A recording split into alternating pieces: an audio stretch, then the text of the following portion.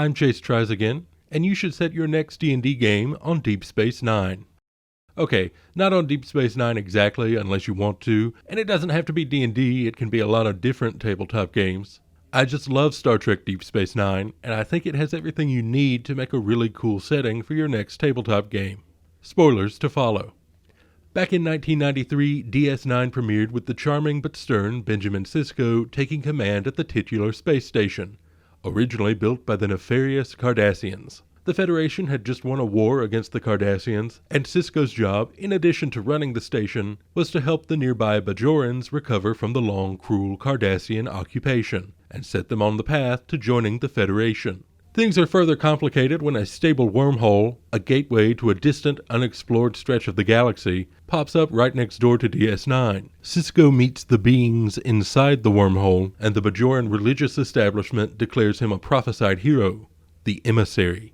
Of course, Sisko isn't alone on the space station. He's joined by a cocky young Starfleet doctor, an old mentor in a new body, an experienced, tough-as-nails engineer, a shape-shifting local cop of mysterious origins, a shifty Cardassian tailor, a scheming Ferengi bartender, a devout Bajoran freedom fighter turned government liaison, and later Starfleet's first Klingon officer. Sounds kind of like an adventuring party, and DS9 is a great hub for adventure. It's got all the good stuff that makes a place feel real and sets us up with lots of questing and conflict opportunities.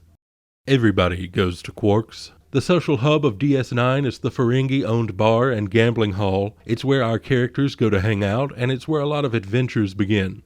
If a dude with a weird rubber forehead shows up to cause trouble on the space station for one episode, he's probably going to make his grand entrance by causing trouble at Quark's. The political situation on DS9 is deliciously complicated. Sisko and Starfleet functionally have the run of the place, but they're there collaborating with the Bajorans, who technically control the station. Kira Nerys, the Bajoran liaison to Starfleet, fills the role of first officer to Sisko, and we get occasional conflicts between Bajor and Starfleet about major decisions. Deep Space Nine, known to the Cardassians as Terak Nor, was built as an ore refinery, but once our series is underway, the real economic utility comes from its access to the wormhole. Everyone in the galaxy wants access to the wormhole and the resources and markets that await on the other side. Star Trek doesn't usually linger on religion, but DS9 is special. The Bajoran people are devout worshippers of the prophets, who they believe Sisko met in the wormhole.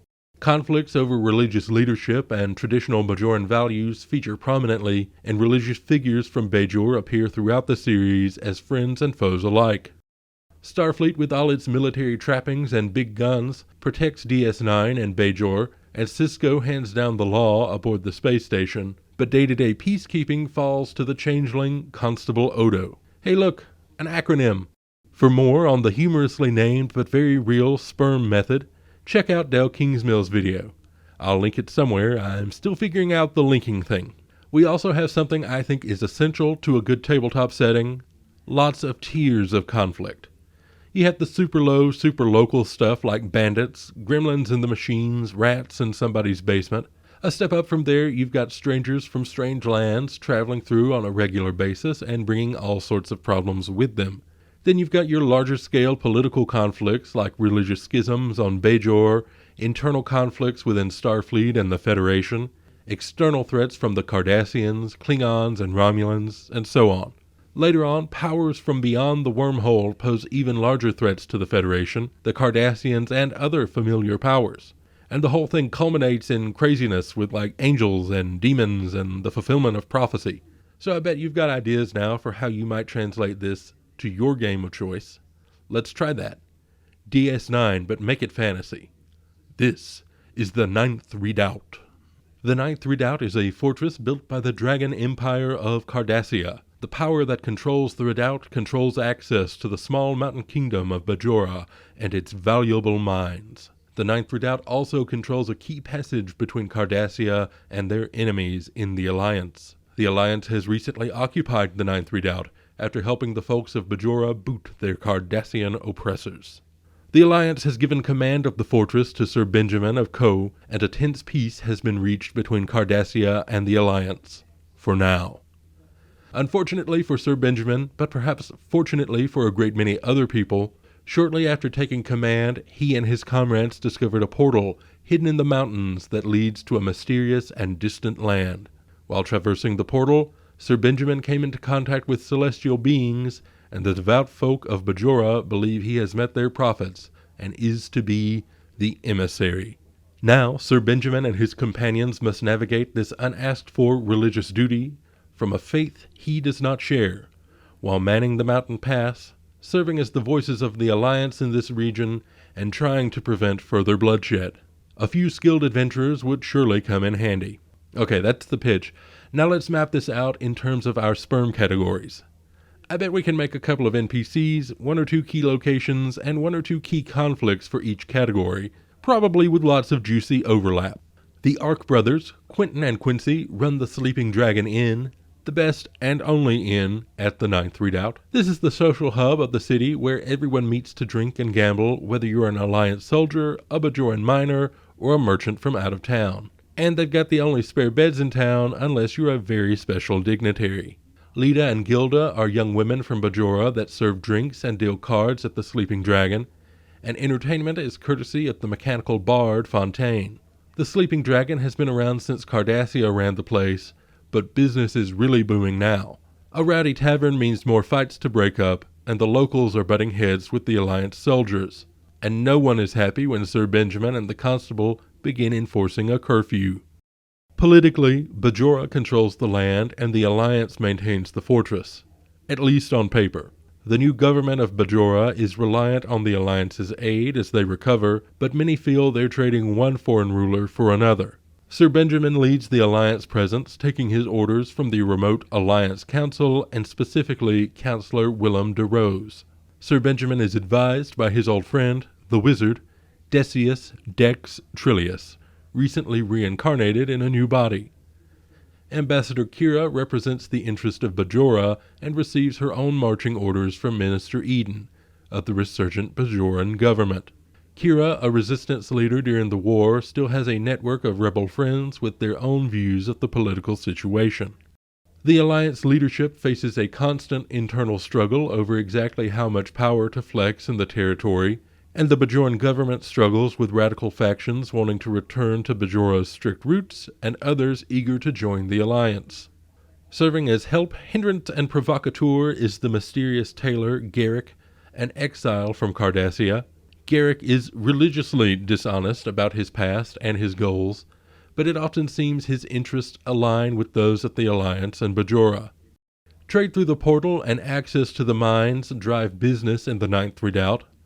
Miles, the Alliance engineer, keeps the nearby mines running, though local merchants are pressuring him to take safety risks to get the mines running faster. Cassidy von Gelb is the unofficial leader of the merchant caravans that regularly pass through the Ninth Redoubt. She and Sir Benjamin have a quiet relationship, strained by their sometimes opposing roles in the community. The Ark brothers, for good or ill, represent the interest of the small business owners of the Ninth Redoubt. Quentin is involved in smuggling, while Quincy would like to keep things on the straight and narrow. Quentin is sure that Quincy doesn't have the lobes for business. Mother Winifred represents the old-fashioned voices within Bajoran religion. She is skeptical of Sir Benjamin's role as emissary and has her own aspirations to lead the faith. Brother Antony is an opponent of Winifred, a voice of reform, and an advocate for the emissary. Friar Julian, on the other hand, represents the faithful of the Alliance and serves as the resident healer. Meanwhile, Sir Benjamin is caught in the center of these religious debates as an unwilling and unwitting deliverer of fulfilled prophecy. The changeling Constable Odo has been keeping the peace at the Ninth Redoubt since it was built. He is sympathetic to the people of Bajora, but feels like an outsider wherever he goes. His day is frustrated by bandits, smugglers, con artists, dangerous beasts, and the occasional small-scale incursion from the portal. Sir Orpheus has recently joined the Alliance detachment as Benjamin's right-hand man, and together they maintain the borders of the Alliance and Bajora, dealing with occasional plots from Duke Gulta of Cardassia, dangerous fiendish threats from beyond the portal, and Badlands insurgents dissatisfied with the peace treaty. I think that's a pretty juicy starting point. I also think we can throw together a pretty rudimentary map. We'll just use a chart for now. The Ninth Redoubt is at the center. The portal is just south of it. Bajora is to the west. The Alliance is to the east, and the Dragon Empire of Cardassia is to the north. The Badlands fit somewhere in between. I'm not overly concerned with what ancestries we populate the world with. I've been imagining the Dragon Empire as being ruled over by a triumvirate of dragons, but mostly made up of dragonborn or lizard folk or kobolds or some combination of those three. Beyond that, go wild. I think we can also draw a lot of quest ideas from this. The constable wants your help catching one of Quentin's smuggling partners. Quincy has discovered a rat problem in the sleeping dragon's basement. Quentin wants your help acquiring a certain artifact. Friar Julian needs rare herbs for a healing potion. Mother Winifred has learned of something strange occupying an important religious site and asks you to clear it. You could use Matt Colville's Delian tomb for that. Engineer Miles hasn't returned from the mine. Someone needs to investigate. Ambassador Kira needs your help hunting down an old foe from her days in the Resistance. Sir Orpheus has learned that insurgents in the Badlands are trying to provoke a raid from Cardassia. Garrick has received information that certain Cardassian holdouts might still be in Bajora, if that's the sort of thing that interests you. I think at higher levels, you're contending with Fae or Fiends from beyond the portal, and the triumvirate of dragons from Cardassia. I could go on, but I think you get the idea. And I hope this gave you a few ideas of your own. Don't be afraid to look at your favorite movies, books, and shows and steal ideas for your home game with both hands. I'm Chase Tries Again. Do the social stuff if you want to. I'm still planning a review of The Quiet Year, but I think I'll have 2 more videos before that. In the next video, I'm going to be putting a player character up for adoption. Until next time, thanks for watching.